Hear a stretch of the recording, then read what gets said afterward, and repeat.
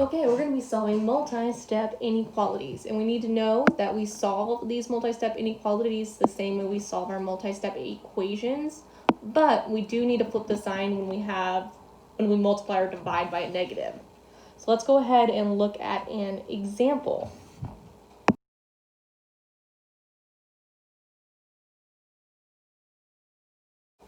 We are going to find the area of a rectangle when it is greater than 30 feet. And we want to know what are the possible values of x. So first we need to recall what area is. And area is going to be the product of the length and the width. So we're going to take this length 3 and multiply it by all of x minus 1. To set that up, I'm going to put 3. To show I'm multiplying it by all of x minus 1, I put the parentheses.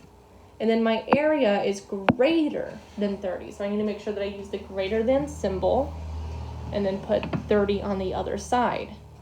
I see that I have these parentheses, so I'm going to start by distributing. When I distribute the 3, I end up with 3x minus 3, and that is still greater than 30. Now I have a two-step equation, so I need to start by getting rid of my constant. I do that by adding 3 to both sides. That leaves me with 3x is greater than 33.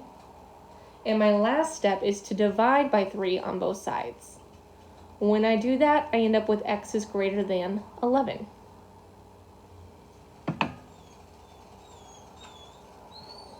The last thing I want to do is map this out on a number line. Okay, I'm going to put 11 on my number line, and then I'm going to put one number that's lower, 10, and one number that's larger, 12. I know that it needs to be any number that's greater than 11. So I'm going to put an open circle at 11 because I'm not including 11. And then I'm going to highlight the side that is greater than 11. Right? So I'm choosing to highlight this side because any number to the right is going to be bigger than 11. 12 is bigger than 11. 11.1, which could be about right here.